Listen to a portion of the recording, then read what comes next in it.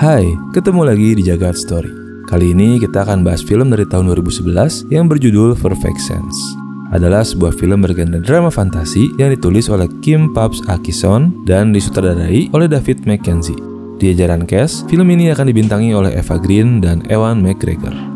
Singkatnya, film ini akan menceritakan sebuah epidemi aneh yang muncul di seluruh dunia, di mana semua orang tiba-tiba kehilangan panca inderanya satu persatu, dan akan berfokus pada perkembangan karakter serta perubahan kondisi fisik dari dua tokoh utama di film ini. Sebelum mulai, silakan subscribe channel ini dan nyalakan lonceng notifikasinya, agar kalian semua selalu menjadi yang pertama mendapatkan notifikasi dan update terbaru dari kami.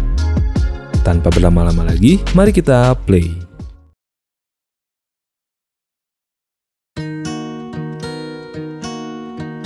Di Glasgow, Skotlandia, seorang koki profesional yang bernama Michael memulai harinya dengan seorang wanita di tempat tidurnya.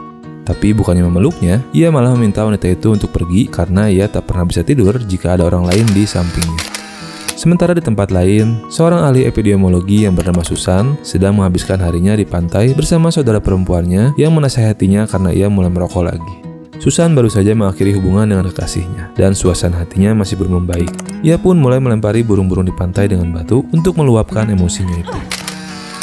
Lalu Michael tiba di restoran tempat ia bekerja. Hari itu, seperti rutinitasnya yang biasa, ia dan rekan-rekan kokinya menyiapkan banyak hidangan untuk tamu restoran yang datang. Mereka bekerja dengan kompak, sambil sesekali melempar canda dan mentertawakan satu sama lain. Sebaliknya dengan Susan, ia mengalami hari yang sangat tak biasa. Ini adalah hari pertamanya kembali bekerja setelah ia absen dalam waktu yang cukup lama. Atasannya yang bernama Stephen menghentikannya saat ia sedang berjalan menuju lab. Ia memintanya untuk ikut bersamanya ke sebuah rumah sakit karena mereka menemukan sebuah kasus khusus. Di sana, mereka menemui seorang pasien pria dengan kondisi yang aneh. Istrinya memberitahu mereka bahwa suaminya itu tiba-tiba menjadi sangat tertekan dan terus menangis. Dan setelah itu, tiba-tiba suaminya itu kehilangan indera penciumannya. Mereka pun mulai mewawancarai pasien itu, yang sekarang terlihat baik-baik saja selain hilangnya penciuman yang ia rasakan. Stephen lalu menjelaskan pada Susan bahwa baru-baru ini ditemukan beberapa kasus serupa yang terjadi di seluruh dunia. Semua kasus itu muncul dalam 24 jam terakhir dan tak ada satupun dari penderitanya yang pernah melakukan kontak satu sama lain. Jadi belum ada yang tahu bagaimana dan dari mana wabah itu dimulai. Mereka pun berdiskusi dan untuk saat ini mereka menyimpulkan hal itu belum menjadi sebuah masalah besar dan mereka akan menunggu beberapa hari berharap semuanya hanya sebuah kebetulan dan akan hilang dengan sendirinya. Keesokan harinya, ketika Susan sedang merokok di jendela apartemennya, ia melihat Michael keluar dari pintu belakang restoran yang ada di sebelah apartemennya. Michael pun melihat Susan dan ia meminta sebatang rokok padanya. Susan pun melemparkan rokok itu dan mereka mulai saling menggoda satu sama lain. Setelah itu, di lab, Susan dan rekan kerjanya memberi Stephen kesimpulan bahwa tak ada hal yang bisa mengindikasikan bahwa kasus penyakit yang sedang mereka tangani itu adalah sebuah virus. Karena penyakit itu sepertinya tak menular, walau tak bisa disangkal bahwa kondisi yang sama juga terjadi pada beberapa orang di beberapa tempat. Tapi beberapa waktu kemudian, semakin banyak orang di kota yang tiba-tiba mulai menangis karena mereka semua merasakan kesedihan yang sangat mendalam. Yang kebanyakan adalah dari semua hal yang pernah mereka alami dan mereka ingat di masa lalu. Dan setelah semua kesedihan mereka itu hilang, tiba-tiba mereka semua kehilangan indera penciuman mereka. Pihak berwenang pun mulai muncul di banyak media dan menjelaskan bahwa para ilmuwan masih meneliti masalah itu dan belum ada alasan bagi mereka untuk khawatir. Tapi tak peduli berapa kali pun pemerintah mencoba menenangkan rakyat mereka, ketakutan di masyarakat tetap terjadi. Kini semakin sedikit orang yang terlihat di jalanan, dan sebagian yang lain pergi keluar rumah dengan menggunakan masker. Restoran tempat Michael bekerja pun sepi pengunjung, jadi semua karyawan mereka dipulangkan lebih awal. Michael masih merokok di tempat biasa, lalu ia melihat Susan yang baru saja pulang. Ia menyapanya, lalu mengundang Susan untuk makan malam di restorannya. Mereka punya banyak makanan lebih karena hari itu restoran mereka sangat sepi pengunjung. Susan pun menerima tawaran itu, dan ia memakan hidangan yang dibuatkan Michael. Ia terkesan dengan kemampuan memasaknya. Tiba-tiba ia merasa sangat sedih dan mulai menangis. Michael tak tahu apa yang terjadi, dan ia mencoba untuk menghibur Susan, lalu mengantarnya pulang ke apartemennya untuk beristirahat. Ketika mereka sampai di apartemen Susan, Michael memutuskan untuk menemaninya sampai ia tertidur. Namun tiba-tiba Michael juga dilanda kesedihan dan mulai menangis. Susan pun lalu memeluknya dan sekarang mereka saling menghibur dan menemani satu sama lain. Hari pun berlalu. Michael tertidur di sana dan saat paginya ia bangun, Susan yang sudah terlebih dahulu terbangun menawarinya kopi dan sarapan bersamanya. Di pagi itu, mereka sama-sama menyadari bahwa kini mereka tak dapat mencium bau apapun lagi. Masing-masing dari mereka pun mulai merasakan bagaimana kurangnya penciuman bisa mempengaruhi pekerjaan mereka. Bagi Susan, semua itu ada bagusnya, karena kini ia tak bisa mencium bau kandang hewan yang ada di lab tempat ia bekerja. Namun di tempat Michael bekerja, manajemen membahas bagaimana mereka harus menangani situasi itu, karena sebagian besar rasa makanan itu berasal dari baunya. Mereka harus bisa menyediakan makanan seperti untuk orang yang sedang pilek yang tak bisa mencium bebauan. Jadi mereka memutuskan untuk menguatkan rasa dari semua hidangan mereka, dengan menaikkan semua level bumbu di hidangan-hidangan mereka. Waktu pun terus berjalan. Kini semua rasa makanan menjadi lebih pedas, lebih manis, dan lebih asin. Semua bumbu digunakan dalam jumlah yang jauh lebih banyak untuk mengimbangi kurangnya aroma. Tapi hal yang sebenarnya tak tergantikan adalah memori atau ingatan. Karena aroma dan bau adalah salah satu cara yang bisa mengingatkan kita pada suatu hal dan kejadian tertentu. Beberapa hari kemudian, Michael mengajak Susan berkencan sepulang ia bekerja. Awalnya Susan menolak, tapi akhirnya ia mau menerima ajakan dari Michael itu. Mereka menghabiskan waktu bersama di hari itu, sambil terus mencoba memancing kembali penciuman mereka dengan menghirup berbagai dedaunan. Keduanya lalu kembali ke apartemen Susan. Michael tertidur di sana. Ia terkejut karena biasanya ia tak bisa berbagi tempat tidur dengan orang lain. Tapi kali ini, justru Susan yang memintanya untuk pulang karena ia tak bisa tertidur jika ada orang lain di sampingnya. Seperti apa yang biasa Michael lakukan pada teman kencan. Teori tentang penyakit yang sedang melanda dunia itu terus bermunculan. Ada yang berpikir itu adalah awal dari kiamat ekologis, sementara beberapa pihak intelijen mengklaim itu adalah serangan terhadap dunia bebas, dan para fundamentalis berbicara tentang hukuman Tuhan atas umat manusia. Sedangkan yang lainnya menyalahkan kapitalisme, dan menduga semua ini ada hubungannya dengan ekonomi. Bahkan ada juga yang menyebut-nyebut alien sebagai dalang dari semua penyakit yang mereka alami itu.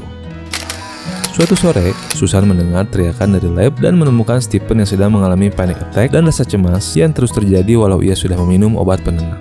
Dan beberapa saat kemudian, Susan pun mulai mengalami hal yang serupa di tempat parkir. Bukan hanya mereka berdua yang mengalami itu. Semua rekan kerjanya, bahkan Michael di restorannya pun mengalami hal yang sama. Semua itu mengkonfirmasi bahwa mereka sedang mengalami sebuah gejala baru. Semua orang di seluruh dunia mengalami serangan panik itu. Dan setelah rasa panik itu hilang, mereka semua tiba-tiba merasa sangat lapar yang membuat setiap orang memakan apapun yang ada di dekatnya. Seperti bunga, daging mentah, hingga lipstik dan pakaian. Semua kegilaan itu tidak berlangsung lama. Dan ketika semua orang mulai kembali tersadar, mereka pun heran dengan apa yang telah mereka lakukan. Dan kini, lidah mereka sudah tak bisa merasakan rasa apapun. Saat seluruh dunia mulai mengalami hal yang sama, Susan pergi menemui Michael di tempatnya, mencari teman untuk sama-sama saling menenangkan hati. Susan berkata bahwa indera penciuman dan indera perasa itu saling terhubung, sehingga wajar jika kedua indera itu hilang bersamaan. Ia berharap bahwa indera mereka yang lain akan tetap baik-baik saja. Walau Michael tak yakin apakah ia masih tetap memiliki pekerjaan, mengingat bidang yang ia geluti berhubungan erat dengan indera perasa dan penciuman. Michael pun tiba di restoran. Bosnya berkata bahwa restoran mereka akan ditutup karena kemungkinan besar tak akan lagi ada tamu atau orang yang datang, karena mungkin mereka akan lebih memilih membeli makanan yang murah dengan tak lagi mementingkan rasa. Tapi Michael tak setuju dengan pendapat dari atasannya itu. Ia berpendapat bahwa makan malam di restoran tetap akan menjadi sebuah kegiatan yang dilakukan orang-orang ketika mereka ingin pergi keluar, juga untuk merayakan kejadian-kejadian penting di hidup mereka. Michael sangat yakin dengan pendapatnya itu, dan ia berpikir bahwa semua orang hanya perlu waktu untuk menemukan kembali diri mereka. Dengan bantuan rekan-rekannya, Michael pun mulai membuat menu berdasarkan tekstur dan suara, yang ternyata menjadi sebuah sukses besar bagi restoran mereka. Banyak tamu mulai kembali berdatangan. Selain karena inovasi yang dibuat oleh Michael dan timnya, nyatanya bermakan malam di luar adalah salah satu kegiatan sosial yang disukai manusia. Dan pada dasarnya, kita semua memang sangat suka untuk dilayani. Sedikit demi sedikit, dunia mulai terbiasa dengan normal yang baru, dan semua orang kembali ke rutinitas mereka yang biasa. Semua rasa digantikan oleh sensasi lain, dan sekarang ada lebih banyak band di jalanan yang memainkan musik, walau banyak juga orang-orang yang frustasi dan mencari pelarian yang buruk seperti menggunakan drugs dan semacamnya. Michael dan Susan pun menghabiskan sebagian besar waktu luang mereka bersama. Mereka saling menghibur diri dan merayakan kebersamaan mereka. Pada malam harinya, Susan mulai bercerita bahwa ia kadang membenci anak-anak dari saudara perempuannya. Karena sebenarnya Susan telah divonis tak bisa memiliki anak karena sel telur di rahimnya telah mati. Untuk merespon cerita itu, Michael pun mulai bercerita bahwa ia sebenarnya dulu memiliki tunangan yang sakit parah. Tapi bukannya menemaninya, ia malah meninggalkan kasihnya itu seperti seorang pengecut. Kini ia sering mengunjungi makamnya karena ia tak ingin melupakan rasa bersalahnya. Tapi seiring berjalannya waktu, rasa bersalah itu pun sedikit demi sedikit mulai memudar dalam dirinya. Kali ini Susan sadar bahwa mereka sebenarnya sama-sama buruk dan mungkin mereka memang pantas satu sama lain. Beberapa hari kemudian, lab Susan mendapat panggilan video dari Thailand. Ilmuwan di sana memberitahu mereka bahwa gejala baru telah muncul, yaitu rasa marah yang akan diikuti dengan hilangnya indera pendengaran. Bahkan ilmuwan itu pun mulai terkena gejala itu saat video berlangsung. Dan tak lama setelah mendengar berita tersebut, kerusuhan yang hebat mulai terjadi di seluruh dunia, yang dipicu oleh rasa marah yang melanda banyak orang. Bagi mereka yang belum terkena gejala itu, mereka hanya bisa menunggu di dalam rumah mereka masing-masing sampai situasi kembali aman. Lalu saat Susan pergi ke tempat kerjanya, ia mendapat kabar bahwa ada seorang bayi yang lahir dengan normal, lengkap dengan semua panca inderanya. Hal itu membuat mereka mulai memiliki harapan bahwa mungkin mereka bisa membuat antibodi dengan meneliti bayi itu. Sementara di tempat lain, Michael menemukan fakta bahwa akhirnya restorannya benar-benar ditutup karena ada seseorang yang terkena wabah itu di sekitar tempat mereka. Dan sebagai gantinya, pemerintah menawarkan pekerjaan pada mereka untuk menjadi pegawai dapur yang akan membuat makanan bagi para penduduk yang dikarantina. Lalu Michael menunggu Susan datang untuk mengajaknya tinggal sementara di tempatnya. Karena Susan pun tak akan bisa masuk ke apartemennya setelah tempat itu diisolasi. Susan menerima ajakan itu, dan dalam perjalanan ke rumah Michael, ia menghentikan mobilnya sejenak, membayangkan apa yang menanti mereka di masa depan.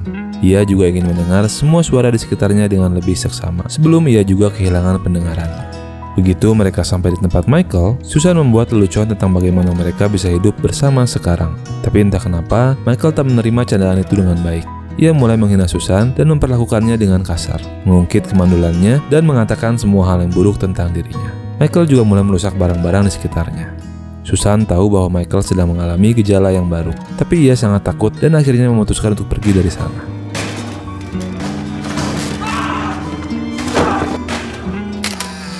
Setelah itu, Susan kembali ke lab, tapi satu-satunya orang yang ada di sana adalah Stephen, yang juga mulai kehilangan harapannya. Lalu ia menerima telepon dari Michael yang meminta maaf atas apa yang terjadi dan berkata bahwa semua ucapan dan sikapnya yang buruk itu murni disebabkan dari gejala wabah yang ia alami. Michael pun berkata bahwa ia sangat mencintai Susan, tapi Susan masih tak ingin menanggapinya. Ia membuang teleponnya itu dan mulai menggebrak meja di kantornya. Kini giliran Susan lah yang akhirnya terkena gejala itu. Setelah semua kemarahannya selesai, Susan pun tertidur. Dan saat ia terbangun, ia kini sudah tak bisa lagi mendengar. Dan dengan tanpa membuang waktu, ia meninggalkan gedung itu untuk pergi ke tempat saudara perempuannya, mengabaikan Stephen yang kini juga sedang mengamuk di parkiran rumah sakit mereka. Michael akhirnya pergi meninggalkan rumahnya secara sembunyi-sembunyi dari petugas yang berpatroli. Ia mencari Susan ke apartemennya, tapi ia tak ada di sana. Dan karena ia tak menemukan Susan, ia lalu masuk ke dalam restorannya dan bertemu dengan atasannya yang kini juga sudah tak bisa mendengar. Dunia kini terbagi menjadi dua kelompok. Sebagian adalah mereka yang berputus asa dan menganggap ini adalah akhir dari dunia. Mereka mulai membuat keonaran di jalan dan menjarah semua barang yang bisa mereka curi. Sementara kelompok yang lainnya adalah mereka yang masih percaya bahwa semua akan kembali membaik. Mereka mulai membangun kembali ekosistem dan mempelajari bahasa isyarat sebagai bentuk komunikasi mereka yang baru. Restoran tempat Michael bekerja pun kembali dibuka. Kini mereka membuat hidangan yang didesain berdasarkan tekstur untuk menjadi sensasi saat tamu-tamu mereka mengunyahnya. Mereka semua terus mencoba sebisa mungkin untuk beradaptasi dengan segala perubahan yang terjadi di dunia saat ini. Michael juga terkejut saat ia mengunjungi bar yang biasa ia datangi bersama Susan, di mana ternyata musik masih dimainkan. Kini orang-orang senang meletakkan tangan dan telinga mereka pada speaker hanya untuk merasakan getarannya. Karena itu adalah satu-satunya hal yang bisa dilakukan oleh mereka yang sangat menyukai musik. Orang-orang semakin tertarik pada hal-hal visual seperti membaca, membuat tato, melihat lukisan, atau melihat matahari terbenam. Banyak orang kini lebih banyak menghabiskan waktu bersama keluarga mereka, kecuali Michael yang selalu mabuk dan memanggil-manggil Susan dari depan jendela apartemennya. Dan beberapa waktu berlalu, kegelapan pun akhirnya mulai melanda dunia. Seperti semua penyakit yang telah terjadi sebelumnya, hilangnya salah satu indera akan diawali dengan sebuah gejala emosional tertentu. Dan kini semua orang tiba-tiba merasakan kebahagiaan. Mereka mulai mensyukuri hidup dan menyadari betapa indahnya dunia. Banyak orang yang tiba-tiba saling berpelukan satu sama lain, entah itu keluarga, teman, ataupun orang asing yang sama sekali tak mereka kenal.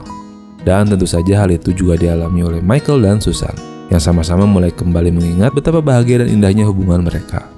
Mereka pun secara spontan pergi dari tempat mereka dan mencari satu sama lain.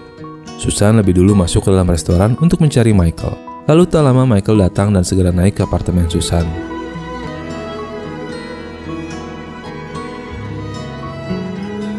Dari jendela, Michael melihat Susan yang keluar dari restoran lalu masuk ke dalam mobilnya. Michael berteriak memanggil-manggil namanya, tapi tentu saja Susan tak bisa mendengarnya. Dan Michael pun segera berlari keluar untuk mencoba menghentikannya. Tapi sayangnya Susan terlanjur pergi dengan mobilnya itu. Untungnya itu adalah jalan satu arah, dan Susan harus memutar balik untuk keluar dari sana. Dan saat ia memundurkan mobilnya, akhirnya ia melihat Michael yang sedang berdiri di tengah jalan. Mereka akhirnya bertemu dan saling memandangi wajah satu sama lain tepat saat indera penglihatan mereka menghilang. Itu adalah terakhir kalinya mereka bisa melihat wajah satu sama lain. Michael dan Susan merasakan air mata yang jatuh di pipi mereka dan bersama-sama menghadapi kegelapan itu. Tamat. Gimana ceritanya? Secara keseluruhan, mungkin film ini bakal bikin kita ingat lagi dengan pandemi COVID-19 yang terjadi beberapa tahun yang lalu ya. Baik, sekian dulu story kali ini dan terima kasih karena sudah menyaksikan sampai akhir. Silahkan like video ini jika kalian merasa terhibur dan subscribe channel kami agar kalian selalu mendapatkan info dan update terbaru dari kami. Dan jangan ragu untuk tinggalkan pesan di kolom komentar jika kalian punya pendapat lain tentang film ini. Tetap jaga kesehatan, salam buat keluarga di rumah, and see you next play.